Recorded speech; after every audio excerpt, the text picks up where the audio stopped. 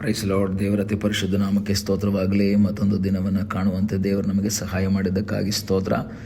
ಆತನು ಮಾಡಿದೆಲ್ಲ ಉಪಕಾರಗಳಿಗಾಗಿ, ಎಲ್ಲ ಆಶೀರ್ವಾದಗಳಿಗಾಗಿ ದೇವರಿಗೆ ಸ್ತೋತ್ರವನ್ನು, ಮಹಿಮೆಯನ್ನು ಸಲ್ಲಿಸ್ತೇನೆ. ಇಂದಿನ ವೇದ ಅಧ್ಯಯನಕ್ಕಾಗಿ ಒಂದು ವಾಕ್ಯವನ್ನು ಓದಿಕೊಳ್ಳೋಣ. ಯೆಶಾಯ ಪ್ರವಾದನೆ ಗ್ರಂಥ 41ನೇ ಅಧ್ಯಾಯ 13ನೇ ವಾಕ್ಯ. ಭಯಪಡಬೇಡ, ನಾನೇ ನಿನಗೆ ಸಹಾಯ ಮಾಡುತ್ತೇನೆ ಎಂದು ನಿನಗೆ ಹೇಳುವ ನಿನ್ನ ದೇವರಾದ ಯೆಹೋವನೆಂಬ ನಾನೇ ನಿನ್ನ ಕೈ ಹಿಡಿಯುತ್ತೇನಲ್ಲ.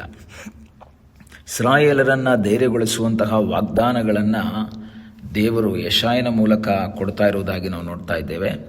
ದೇವರು ಹೇಳ್ತಾ ಇದ್ದಾರೆ, ಇಸ್ರಾಯೇಲೇ ನಾನು ಆದುಕೊಂಡ ಯಾಕೋಬೆ. ಇಸ್ರಾಯೇಲ್ ದೇವರಿಂದ ಆರಿಸಿಕೊಳ್ಳಲ್ಪಟ್ಟಂತಹ ಒಂದು ಜನಾಂಗವಾಗಿತ್ತು. ದೇವರಿಂದ ಸೆಲೆಕ್ಟ್ ಮಾಡಲ್ಪಟ್ಟಂಥ ಒಂದು ಜನಾಂಗ.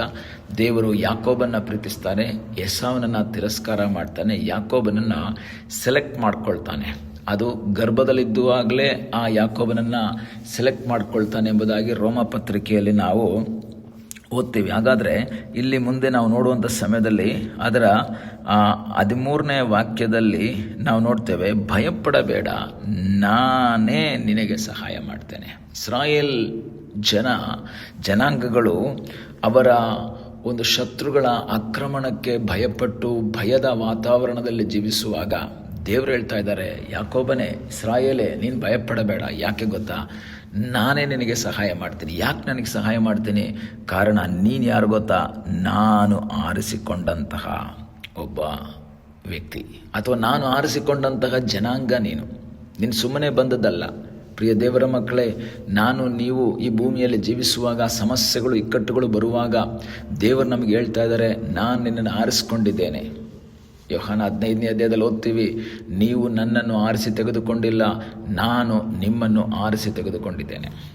ಹಾಗಾದರೆ ದೇವರು ನಮ್ಮನ್ನು ಆರಿಸಿ ತೆಗೆದುಕೊಂಡಿರೋದು ಸುಮ್ಮನೆ ನಮ್ಮನ್ನು ದಾರಿ ಮಧ್ಯದಲ್ಲಿ ಬಿಡುವುದಕ್ಕಾಗಿ ಅಲ್ಲ, ಅದರ ಉದ್ದೇಶಕ್ಕೋಸ್ಕರ ಆರಿಸ್ಕೊಂಡಿದ್ದಾನೆ. ನಾವು ಯಾವುದನ್ನಾದರೂ ಆರಿಸ್ಕೊಂಡ್ರೆ, ಯಾವ ವ್ಯಕ್ತಿಗಳನ್ನಾದರೂ ಆರಿಸ್ಕೊಂಡ್ರೆ, ಅಥವಾ ಯಾವ ವಸ್ತುವನ್ನು ಆರಿಸ್ಕೊಂಡ್ರೆ ಸುಮ್ಮನೆ ಆರಿಸ್ಕೊಳ್ಳೋದಿಲ್ಲ, ಉದ್ದೇಶಪೂರ್ವಕವಾಗಿ ಆರಿಸ್ಕೊಳ್ತೀವಿ. ಯಾವುದಾದ್ರೂ ಒಂದು ಉದ್ದೇಶ ಇದ್ದರೆ ಮಾತ್ರ ಆರಿಸ್ಕೊಳ್ತೀವಿ. ದೇವರು ಹೇಳ್ತಾ ಇದ್ದಾರೆ, ನನಗೆ ನಿಮ್ಮನ್ನು ಆರಿಸ್ಕೊಂಡದ್ರಲ್ಲಿ ಹಿಂದೆ ಒಂದು ಉದ್ದೇಶ ಇದೆ. ನಿಮ್ಮನ್ನು ಸ್ವಂತ ಜನಾಂಗವಾಗಿ ಮಾಡ್ಕೋಬೇಕು, ನಿಮಗೋಸ್ಕರ ಎಲ್ಲ ರೀತಿಯ ಸಹಾಯಗಳನ್ನು ಮಾಡಬೇಕು ಎಂಬ ಉದ್ದೇಶದಿಂದ ಆರಿಸ್ಕೊಂಡಿದ್ದೇನೆ. ಈ ಬೆಳಗ್ಗೆ ವಾಕ್ಯ ಕೇಳುವಂಥ ದೇವರ ಮಗುವೆ, ನಿನ್ನ ಜೀವಿತದ ಭಯದ ವಾತಾವರಣದಲ್ಲಿ ದೇವರು ಹೇಳ್ತಾರೆ, ನಾನೇ ನಿನಗೆ ಸಹಾಯ ಮಾಡ್ತೇನೆ. ಯಾಕೆಂದರೆ ನಾನು ನಿನ್ನನ್ನು ಆರಿಸ್ಕೊಂಡಿದ್ದೇನೆ. ನನ್ನ ಮಗನಾಗಿ, ನನ್ನ ಮಗಳಾಗಿ ನಿನ್ನನ್ನು ಆರಿಸ್ಕೊಂಡಿರೋದ್ರಿಂದ ನಾನೇ ನಿನಗೆ ಸಹಾಯ ಮಾಡುತ್ತೇನೆ ಎಂದು ನಿನಗೆ ಹೇಳುವ ನಿನ್ನ ದೇವರಾದ ಯೆಹೋವನಾದ ನಾನು ನಿನ್ನ ಕೈ ಹಿಡಿದಿದ್ದೇನೆ. ಈ ಹಗಲಿನ ಸಮಯದಲ್ಲಿ ನಿನ್ನ ಕೈಯನ್ನು ಬಿಟ್ಟವರು ಅನೇಕರಿದ್ದಾರೆ. ಕಳೆದ ವರ್ಷಗಳಲ್ಲಿ ನಿನ್ನ ಕೈ ಹಿಡಿತೇನೆ ಅಂತ ವಾಗ್ದಾನ ಮಾಡಿದಂಥ ಅನೇಕರು ಕೈ ಬಿಟ್ಟಂತಹ ಅನುಭವಗಳಿರಬಹುದು, ಕೈ ಕೊಟ್ಟಂತಹ ಅನುಭವಗಳಿರಬಹುದು. ಆದರೆ ದೇವರು ಈ ಬೆಳಗ್ಗೆ ಹೇಳ್ತಾ ಇದ್ದಾನೆ, ಇಲ್ಲ, ನಾನು ನಿನ್ನ ಕೈ ಹಿಡಿತೇನೆ, ನಾನು ನಿನ್ನನ್ನು ಮುನ್ನಡೆಸ್ತೇನೆ, ನಾನು ನಿನಗೆ ಸಹಾಯ ಮಾಡ್ತೇನೆ. 14ನೇ ವಾಕ್ಯದಲ್ಲಿ ಈ ರೀತಿ ಓದ್ತೀವಿ, ಕ್ರಿಮಿಪ್ರಾಯವಾದ ಯಾಕೋಬೆ. ಏನದು ಕ್ರಿಮಿಪ್ರಾಯವಾದ ಯಾಕೋಬೆ? ಎಲ್ಲರಿಂದ ತಿರಸ್ಕರಿಸಲ್ಪಟ್ಟಂತಹ, ಯೂಸ್ಲೆಸ್ ಆದಂತಹ, ಯಾವುದಕ್ಕೂ ಬಾರದಂತಹ ರೀತಿಯಲ್ಲಿರುವಂತಹ ಯಾಕೋಬೆ, ನೀನು ನಿರಾಶೆ ಪಡಬೇಡ, ನಾನೇ ನಿನಗೆ ಸಹಾಯ ಮಾಡ್ತೇನೆ, ನಾನು ನಿನ್ನ ಸಂಗಡ ಇರ್ತೀನಿ, ನಾನು ನಿನ್ನ ವಿಮೋಚಕನಾಗಿದ್ದೇನೆ.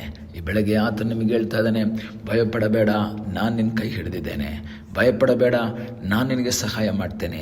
ಒಂದು ವೇಳೆ ನೀನು ಜನರ ದೃಷ್ಟಿಯಲ್ಲಿ ಯಾವ ಯೂಸು ಇಲ್ಲದಂಥ ವ್ಯಕ್ತಿ ಆಗಿರಬಹುದು, ಸುತ್ತಣ ಇರುವಂಥ ಜನಾಂಗಗಳ ಮುಂದೆ ನೀನು ಅವರ ಮುಂದೆ ಏನೂ ಇಲ್ಲದಂಥ ಸ್ಥಿತಿಯಲ್ಲಿರಬಹುದು. ಒಂದು ವೇಳೆ ಶತ್ರುಗಳು ನಿನಗಿಂತ ಪ್ರಬಲರಾಗಿರಬಹುದು, ಶತ್ರುಗಳು ನಿನಗಿಂತ ಶಕ್ತಿಯುಳ್ಳವರಾಗಿರಬಹುದು.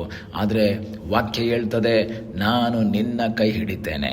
ಒಂದು ವೇಳೆ ನಿನ್ನ ಜೀವಿತದಲ್ಲಿ ಸಮಸ್ಯೆಗಳು ನಿನಗಿಂತ ದೊಡ್ಡದಾಗಿದೆ, ರೋಗವು ನಿನಗಿಂತ ದೊಡ್ಡದಾಗಿದೆ, ನಿನ್ನ ಕೈಯಲ್ಲಿ ಅದಕ್ಕೆ ಪರಿಹಾರ ಮಾಡೋಕ್ಕಾಗಲ್ಲ, ನಿನ್ನ ಕೈಯಲ್ಲಿ ಅದರ ಪರಿಹಾರವನ್ನು ಹೊಂದಿಕೊಂಡು ಮುಂದೆ ಬರುವುದಕ್ಕೆ ಸಾಧ್ಯವಿಲ್ಲ.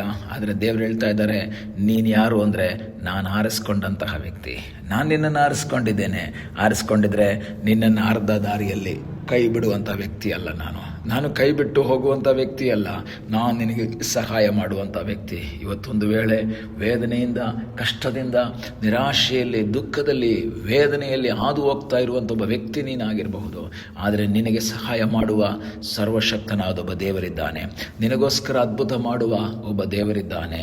ಭಯಪಡಬೇಡ ಎಂದು ಹೇಳ್ತಾ ಇರುವಂತಹ ಆ ಮನುಷ್ಯ ಅಲ್ಲ, ಆತನು ಸರ್ವಶಕ್ತನಾದ ದೇವರು. ಮನುಷ್ಯ ಹೇಳ್ತಾನೆ ಭಯಪಡಬೇಡ ನಾನಿದ್ದೇನೆ, ಆದರೆ ಸನ್ನಿವೇಶಗಳು ಬರುವಾಗ ಎಲ್ಲರೂ ಭಯಪಟ್ಟು ಹೋಗ್ತಾರೆ. ಆದರೆ ವಾಕ್ಯ ಹೇಳ್ತದೆ, ನನಗೆ ನಿಮಗೆ ದೇವರೊಂದು ಪ್ರಾಮಿಸ್ ಕೊಟ್ಟಿದ್ದಾರೆ, ನೀನು ಭಯಪಡಬೇಡ, ನಾನು ನಿನ್ನ ಸಂಗಡ ಇದ್ದೇನೆ, ನಾನು ನಿನ್ನ ಕೈ ಹಿಡಿತೇನೆ, ನಾನು ನಿನಗೆ ಸಹಾಯ ಮಾಡ್ತೇನೆ.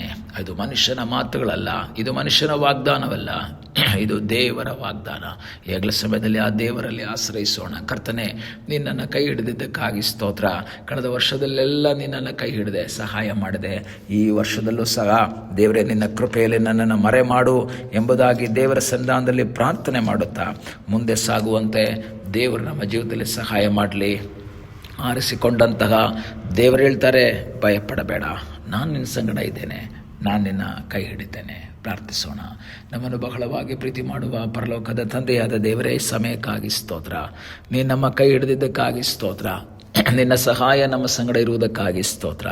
ಎಲ್ಲರೂ ಕೈ ಬಿಟ್ಟಾಗ, ಎಲ್ಲರೂ ಕೈ ಕೊಟ್ಟಾಗ ನೀನು ಕೈ ಹಿಡಿದು ನನ್ನನ್ನು ಸಹಾಯ ಮಾಡಿ ನಡೆಸಿದ್ದೀಯಪ್ಪ, ಅದಕ್ಕಾಗಿ ಸ್ತೋತ್ರ. ಮುಂದೆಯೂ ನಿನ್ನನ್ನು ನಡೆಸುವಂಥ ದೇವರಾಗಿದ್ದೆ, ಅದಕ್ಕಾಗಿ ಸ್ತೋತ್ರ.